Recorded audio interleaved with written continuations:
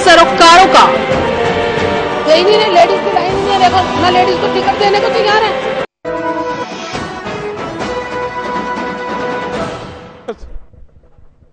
Break के बाद आपका स्वागत है महाबहस में। नवनीत जी, जो आप तो धुर क्षेत्रीय पार्टियों के प्रशंसक रहे हैं और अजीत सिंह जी के आप इलाके से आते हैं और बड़ी गहरी छाप है क्षेत्रीय पार्टियों की पॉलिटिक्स के आपके ऊपर खुद भी। तो जरा ये बताइए कि अवसरवादी राजनीति जो कर रहे हैं और होली के दिन जो ये इस प्रकार के रंग वो भर फेंक रहे हैं, इसका क्या मतलब है? देखिए, अगर आपको मैं थोड़ा इतिहास में ले जाऊं, 2005 में जब मुलायम सिंह मुख्यमंत्री बने, उनकी सरकार में शामिल थी बीजेपी के मंत्री उनके कैबिनेट में थे। अब बीजेपी मुलायम सिंह लेकिन एनडीए में कभी शामिल नहीं हो पाए थे, हम बताएंगे। अच्छा, उसमें मायावती थी उस समय। देखिए, अब मैं बताऊंगा आपको। तो उसमें अब मुलायम सिंह आज तक भी एनडीए में साथ सरकार में केंद्र में शामिल नहीं हुए कभी भी। लेकिन आज जो भय है, आज भय है नरेंद्र मोदी। अडवाणी जी को भय है नरेंद्र मोदी का पार्टी के अंदर। अडवाणी जी मनोकामना रखते हैं प्रधानमंत्री बनने की, उनको वो भय है। मुलायम सिंह को भय है कि जो पॉपुलैरिटी से नरेंद्र मोदी पॉपुलर हो रहे हैं। और बीजेपी लोकसभा में 4th नंबर की पार्टी है यूपी के अंदर और स्टेट में 3 नंबर की पार्टी है। तो बीजेपी का जो जनाधार है यूपी के अंदर बहुत चिकड़ा हुआ है और मुलायम सिंह के साथ जाने से बीजेपी को फायदा होता है। और मुलायम सिंह को फायदा होता है कि छोटे दल होते हुए भी उनको केंद्र में सरकार बनाने का मौका मिलता है अगर कांग्रेस से उनको साथ छूटा है तो। और एनडीए अगर उनको बाहर सपोर्ट करे और तीसरे फ्रंट को लीड करे तो हो सकता है उनको सरकार बनाने का मौका मिल जाए। पहली बार ऐसा हुआ है। लेकिन वोट बैंक खिसक जाएगा जी। नहीं, वोट बैंक बीजेपी के साथ मिलकर नहीं लड़ सकते। पोस्ट पोल सिनेरियो में हो सकता है, क्योंकि जहां भारतीय जनता पार्टी के करीब चुनाव के पहले ये दिखेंगे, इनका अपना वोट बैंक खिसक जाएगा और कांग्रेस नंबर 1 पार्टी हो जाएगी। शरद पवार साहब जो है वो लगातार अब नेताओं से मिलना जुलना शुरू कर दिए हैं, उनकी क्या भूमिका रहेगी इस बार? वो टेबल पॉलिटिक्स, जिसको हम ड्राइंग रूम पॉलिटिक्स कहते हैं, आज शरद पवार जी बेजोड़ है।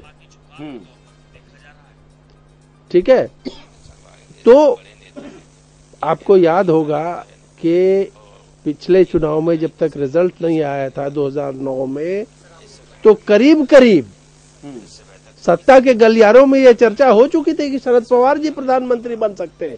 ये तो कांग्रेस को 205-210 सीट आ गई ना, तो सारी एप्पल कार्ट संभावनाओं के उलट गई और कांग्रेस लेड यूपीए गवर्नमेंट बनी। अभी की स्थिति में कोई आदमी, कोई पोलस्टर भी, सेफोलॉजिस्ट भी ये अभी क्लियरली नहीं बता सकते हैं कि जब भी चुनाव होगा, मुलायम जी कह रहे हैं अक्टूबर में हो जाएगा, अगर सही अपने वक्त पे हुआ तो अगले साल होगा।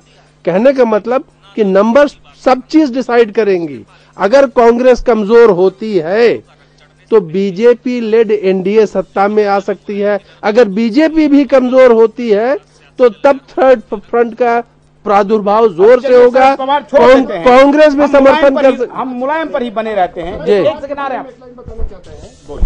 शरद पवार 91 से लेके हर चुनाव के समय में कैंडिडेट रहते हैं प्राइम मिनिस्टर के, लेकिन महाराष्ट्र से दिल्ली आते आते तक वो नंबर 2 या नंबर 3 के पोजीशन में। एक चीज मैं भी छोटी सी ऐड कर दूं, पहले आप शाह जी के पास जाएं उससे पहले। देखिए, शरद पवार एक ऐसे पॉलिटिशियन है जो तीनों तरफ खेल सकते हैं। डीएमके भी एक ऐसा पॉलिटिशियन है जो तीनों तरफ खेल सकता है, बीजेपी के साथ भी, कांग्रेस के साथ भी और थर्ड फ्रंट में भी। मुलायम सिंह भी वही होने का प्रयास कर रहे हैं। मैं एक बात कहना चाहूंगा कि आज के राजनीति में मुलायम सिंह के सामने शरद पवार इरिलीवेंट हो गए हैं, क्योंकि मुलायम सिंह, मायावती, नीतीश कुमार, नवीन पटनायक, ये सब के सब ऐसे खिलाड़ी हो गए हैं जिनके पास 20 से ऊपर 20-25 सीट का खेल करते हैं। शरद पवार 10-12 सीट के ऊपर नहीं जा सकते हैं। इसलिए थर्ड फ्रंट की पॉलिटिक्स हो, बिल्कुल उस पॉलिटिक्स में शरद पवार इरिलीवेंट हो गए हैं और वहां पे थर्ड फ्रंट में अब वो सपोर्ट करने की स्थिति में होंगे, तो उनके जो मंसूबे प्रधानमंत्री वाले हैं वो तो खत्म हो गए। क्योंकि देश में सबसे बड़ा सूबा उत्तर प्रदेश है और सबसे ज्यादा सांसद उत्तर प्रदेश है, इसलिए क्या मुलायम सिंह यादव कह रहे हैं कि हम बेट में सबसे आगे हैं, हम दौड़ में सबसे आगे हैं और इसीलिए वो गोटी ज्यादा फेंक रहे हैं? नहीं, सूबा तो बड़ा है, लेकिन सूबे में आपका स्टेक कितना बड़ा है? ऐसा रहता कि सूबे में 80 सीटें हैं, वो कह रहे हैं कि 50 हम क्रॉस कर लेंगे। 50 तो क्रॉस करना भाई सोचने में कोई दिक्कत नहीं है। फैक्ट ये है कि पिछले एक साल में जो अपने बेटे की सरकार से उनको कहना पड़ता है कि मेरी सरकार नहीं है, अखिलेश वहां सरकार चला रहे। यही बता रहा है कि सूबे में 1 साल में उन्होंने क्या काम किया है और कितना उनके स्टेक पे है। तो उनका भ्रम टूटता हुआ दिख रहा है। मैं बिल्कुल एग्री करूंगा, अजय जी से एग्री करूंगा।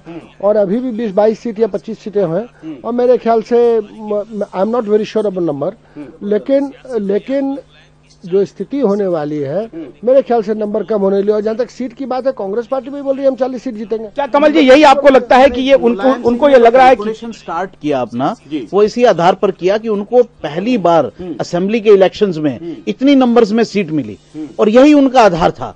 लेकिन वो जो 1 साल का परफॉर्मेंस रहा स्टेट का, उसकी खुली आलोचना हो रही है अब, इसलिए उनके कैलकुलेशन वहां तक, जब तक वो चुनावों तक पहुंचेंगे तब तक थक जाएंगे वो। ये युवा अखिलेश उनका लड़का ही उनको रोक दिया प्रधानमंत्री की कुर्सी तक जाते जाते क्या? नहीं, अभी तो चुनाव में देर है। नहीं अभी, लेकिन अभी तत्काल में जो उनकी बंदिश है वो यही तो है, वरना वो कांग्रेस के कब का समर्थन वापस। अच्छा, तो एक बात मेरी सुन लीजिए और कोई यहाँ बुरा न माने जी। होली है भारत की तकदीर ही दूसरी होती अगर इस देश में परफॉर्मेंस पे कोई वोट मिलता। अच्छा, मतलब ये होता ही नहीं है, ये नहीं होता है। तो कांग्रेस इतने दिन राज करती अगर परफॉर्मेंस बेस्ड वोटिंग हो।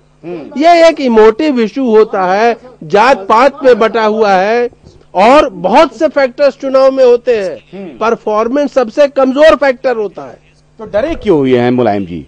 फिर वो निडर होकर के समर्थन वापस ले लेते, उनको लगता है कि अब नीतीश जी जा रहे हैं। ये सुनिए, ये डरे नहीं है मुलायम सिंह जी, वो अपनी राजनीति कर रहे हैं, इसमें डर भय की कहाँ बात है। ठीक है, चलते चलते बोल दीजिए कमल जी। सहाय जी जो बात कह रहे हैं उसमें दम है। लेकिन आजकल एक नया क्लास पैदा हो गया है जो न्यू मिडिल क्लास है, मैं फिर उसको कहूंगा।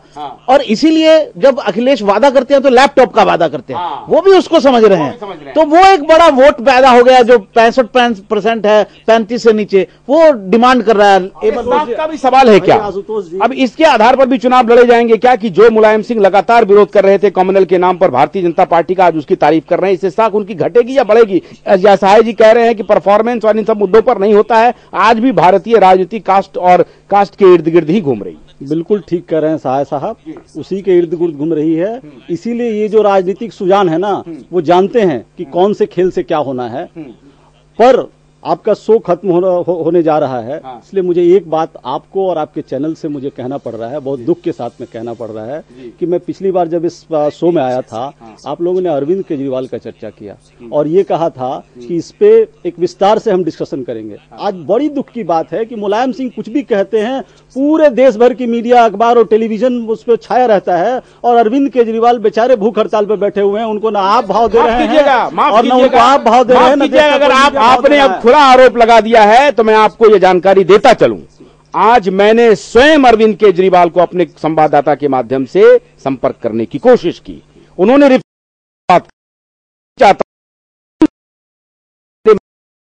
है कि उन्होंने इनकम टैक्स से इस्तीफा तो दे दिया है, लेकिन उनका ब्यूरोक्रेट आज भी उनके अंदर इंटरनेशनल मीडिया की तरह भागते हैं। और अजय जी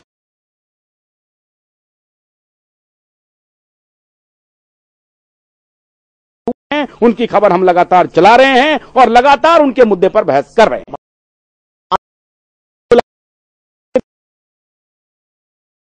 उनकी के छद्म पर चर्चा कर रहे हैं, माफ करिएगा, मुलायम जी के चर्चा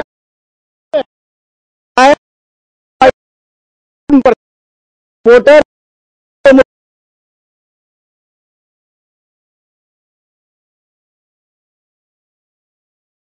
राजनीति को कोई भविष्य दिख रहा है तो करना चाहिए। क्या करते हैं कमल जी, ऐसा कहते हैं। हाँ बोलिए, चलते चलते। देखिए, अखिलेश के से ना बहुत ज्यादा उम्मीदें थी, वो यंगस्टर्स थे, उनसे बहुत ज्यादा उम्मीदें थी, एक्सपेक्टेशन ज्यादा थी, वो प्रयास कर रहे हैं, लेकिन अभी कुछ बिगड़ा नहीं है, वो करेंगे, स्टैंड करेंगे। आप अभी भी अखिलेश की तारीफ में लगे रहिए, लेकिन अभी अजय जी केजरीवाल एक नई धारा दे रहे हैं। माफ करिएगा, हम अरविंद को लगातार कवर कर रहे हैं, उनकी पार्टी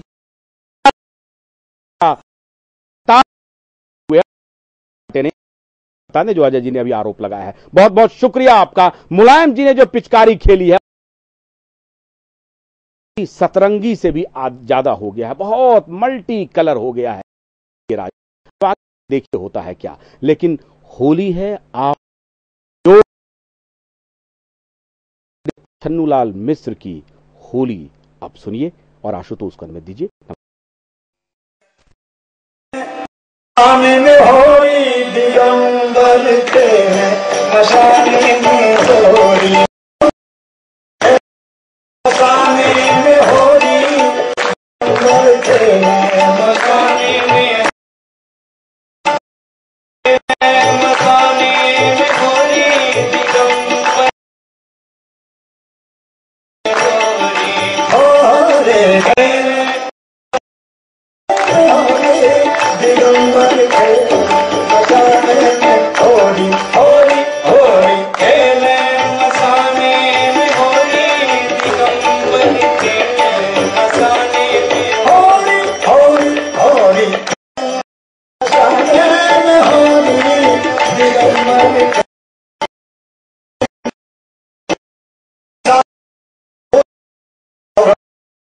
के भूत पिशाच बटोरी दिगंबर खेल मसाने में होली, होली पिशाच बटोरी दिगंबर खेल मसाने में होली, होली खेल मसाने में होली दिगंबर खेल मसाने में होली,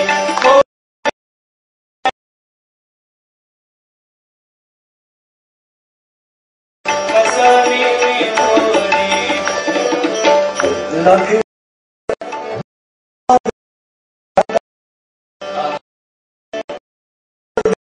इच्छा हुआ कि हम भी होली खेलेंगे, मगर रंग की होली नहीं। देखिए है लखी सुंदर फागुनी छटा के